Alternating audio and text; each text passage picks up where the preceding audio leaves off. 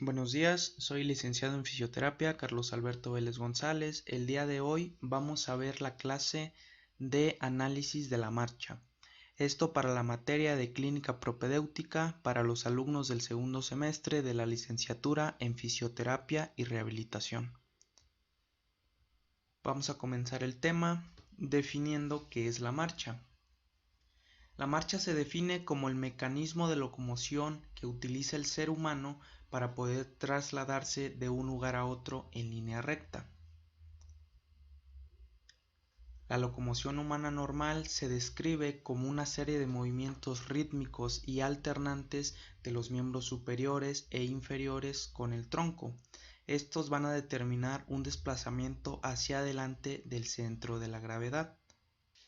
Dentro del desarrollo psicomotor es muy importante la actividad del gateo en los niños, ya que gracias a esto se va a poder entrenar esa locomoción realizando una disociación de la cadera con los miembros superiores.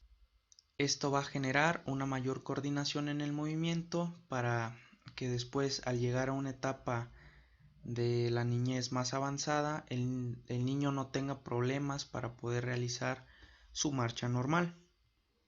Como dato, el rango de edad normal para que un niño realice el gateo es durante su tercer trimestre, o sea, a los 9 meses, mientras que para realizar la marcha, el rango de edad normal es de 12 a 13 meses. Sin embargo, podemos tomar en cuenta tener un margen de normalidad en el que el niño puede llegar a caminar de los 8 hasta los 18 meses.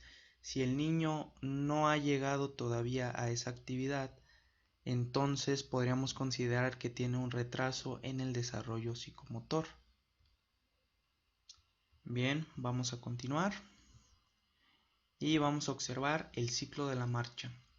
El ciclo de la marcha comienza cuando un pie entra en contacto con el suelo y termina con el siguiente contacto del mismo pie. Vamos a tener que dividir el ciclo de la marcha en la fase de apoyo y en la fase de oscilación o de balanceo. La fase de apoyo está compuesta por 5 fases, mientras que la fase de oscilación o balanceo está compuesta por 3 fases que vamos a ver a continuación.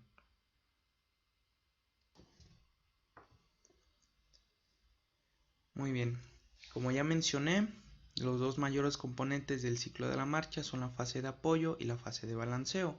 La fase de apoyo se considera cuando la extremidad está en contacto con el suelo, y la fase de balanceo cuando la extremidad no se encuentra en contacto con el suelo.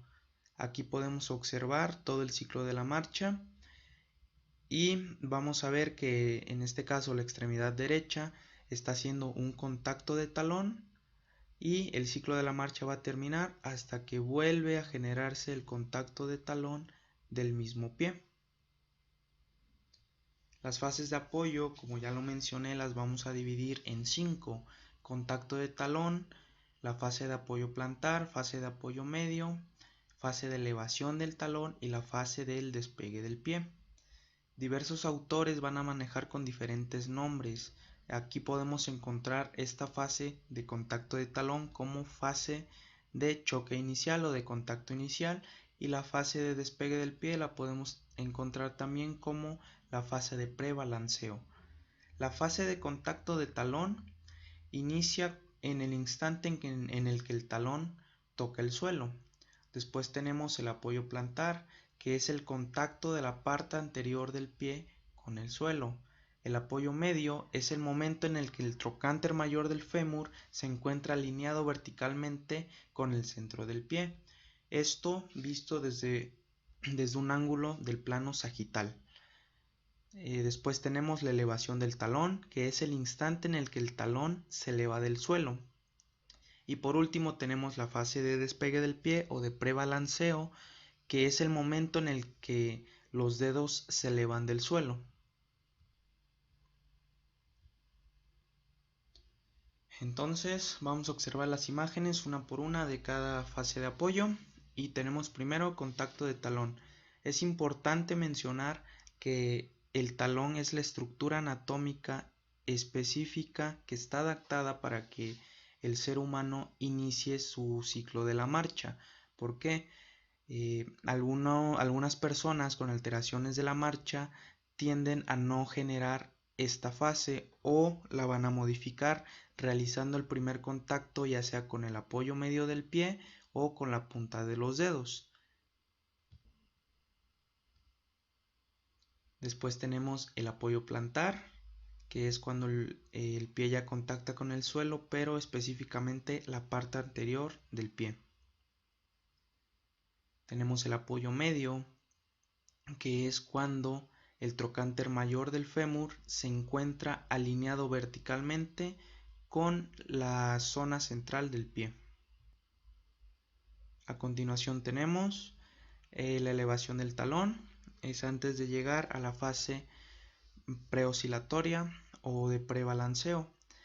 Mientras ocurre esto en la pierna derecha de la elevación del talón, estamos viendo que sucesivamente en la pierna izquierda ya se está llevando a cabo el contacto inicial o el choque del talón.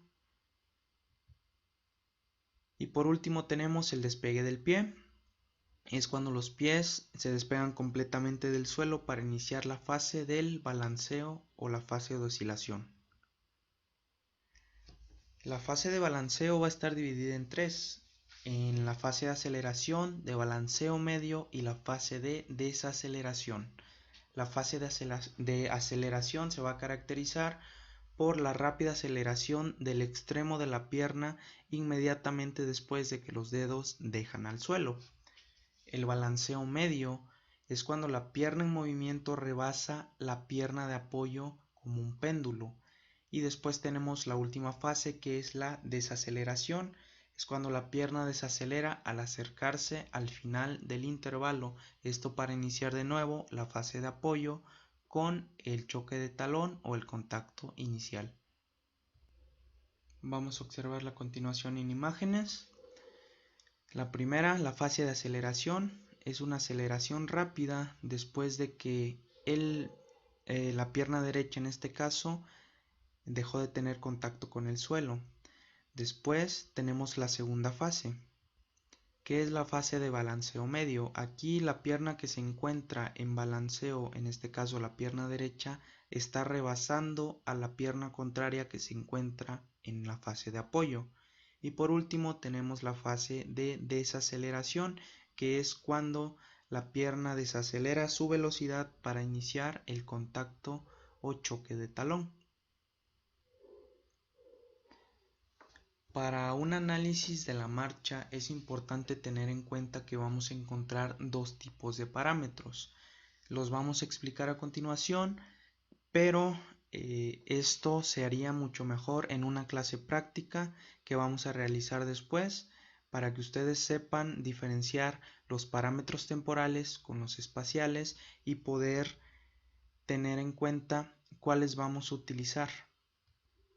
Las características de estos parámetros son que nos van a proporcionar una descripción básica de la marcha, además de que nos van a ayudar a identificar las deficiencias corporales que van a tener incidencia en una persona con una alteración de la marcha. Después, también tenemos que una de las características es que las deficiencias encontradas nos van a facilitar para un diagnóstico y para planificar los objetivos. Teniendo en cuenta esto, vamos a poder hacer una elaboración del tratamiento fisioterapéutico específica para cada alteración de la marcha. Para que sea un poco más fácil la comprensión, vamos a decir que los parámetros temporales van a ser parámetros que vamos a poder medir en base al tiempo. Para esto tenemos los siguientes, que son el ciclo de la marcha, que ya habíamos visto su definición anteriormente, pero en este caso dentro del parámetro temporal tenemos que el ciclo de la marcha es el lapso de tiempo en el que transcurren, dos ciclos idénticos sucesivos en el mismo pie, los cuales pueden ser el choque de talón o contacto inicial de la pierna derecha hasta que se vuelve a realizar este choque de talón en la misma pierna.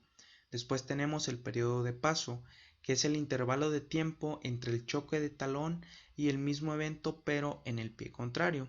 Repito, choque de talón de pierna derecha y cuánto tiempo tardó en realizarse el choque de talón pero de la pierna izquierda.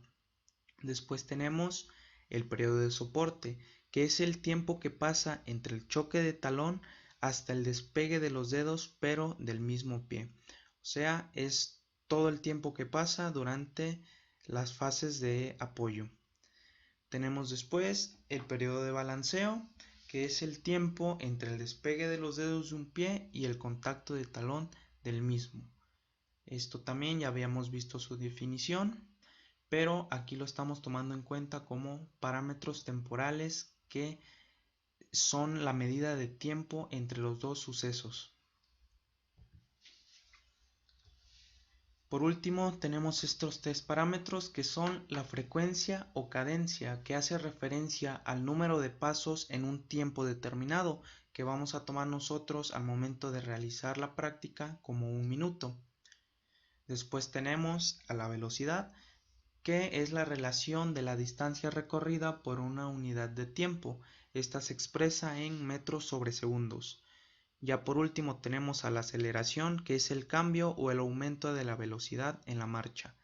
Todos estos parámetros temporales, al realizar un análisis de la marcha, van a ayudarnos a detectar qué deficiencias se encuentran en cada paciente para poder llegar así a un tratamiento fisioterapéutico adecuado para su alteración de la marcha. Ahora vamos a ver los parámetros espaciales. Igual para una mejor comprensión vamos a decir que los parámetros espaciales los vamos a medir en distancia. Los parámetros temporales los medimos en tiempo, mientras que los parámetros espaciales los vamos a medir con distancia. Primero tenemos la longitud de paso largo o la zancada, que es la distancia en metros entre dos eventos iguales y sucesivos pero de la misma extremidad. Es decir, cuánta distancia hay entre un contacto de talón o choque de talón de la pierna derecha hasta el siguiente choque de talón de la misma pierna. Después tenemos la longitud de paso corto, que es la distancia en metros entre un evento específico de una extremidad hasta el mismo evento pero de la pierna opuesta. Después tenemos el ancho de paso, que es la distancia en centímetros entre dos puntos iguales de los pies. Nosotros vamos a tomar como ejemplo ahorita en una imagen a los talones. Tenemos el ángulo de paso, que se refiere a la orientación del pie durante el apoyo. Normalmente el ángulo está entre 6 y 8 grados. Vamos a observar entonces en la imagen la longitud de paso largo, o la zancada, que como ya les había mencionado es la distancia entre un evento, en este caso el contacto de talón de la pierna derecha hasta el contacto de talón pero de la misma pierna, mientras el paso corto lo vamos a medir como la distancia entre el contacto de talón de la pierna izquierda hasta el contacto de talón pero de la pierna contraria. Una vez más vamos a observar la imagen de abajo, zancada, contacto de talón de la misma pierna y la zancada y el paso corto, el contacto de talón de una pierna hasta el contacto de talón de la pierna contraria. Después tenemos a los otros dos parámetros que son el ancho de paso y el ángulo de paso. Como ya les había mencionado, aquí vamos a tomar como referencia a los talones. Es la distancia de ancho en centímetros de una estructura a otra. Mientras que el ángulo de paso es la orientación del pie en relación a su marcha. Cuando hay una alteración de la marcha, esta angulación ya no va a ser normal, que los parámetros normales son de 6 a 8 grados. Ahora sí, a continuación vamos a realizar un análisis de la marcha en todas las fases de tanto de apoyo como en todas las fases de balanceo. Iniciamos con el análisis de la marcha de la fase de contacto de talón o contacto inicial. Vamos a tomarlo mediante las estructuras y el movimiento que realizan. En la cadera tenemos que se realiza una flexión de 30 grados. En la rodilla vamos a tomar en cuenta que hay una extensión. El rango normal es de 0 grados y el tobillo lo vamos a encontrar en posición neutra. Después tenemos el análisis de la marcha, pero en la fase de apoyo plantar. Aquí tenemos que la cadera se realiza una flexión de 30 grados, mientras que la rodilla empieza a realizar una flexión de 15 a 20 grados y el tobillo comienza con una plantiflexión de 10 hasta los 15 grados. Aquí cabe mencionar que los músculos que están realizando la flexión de cadera son el psoas y el ilíaco, mientras que en la rodilla, para hacer la extensión, son los músculos del cuádriceps y en el movimiento de flexión los isquiotibiales son los que están realizando el movimiento. Aquí en la plantiflexión del tobillo vamos a tomar en cuenta que los músculos gemelos son los que realizan este movimiento.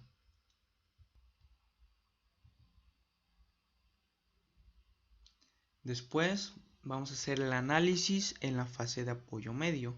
Ya les había mencionado, aquí el trocánter se encuentra alineado verticalmente con la zona central del pie. ¿Qué pasa en la cadera? La flexión disminuye, ya está a unos 10 grados de flexión.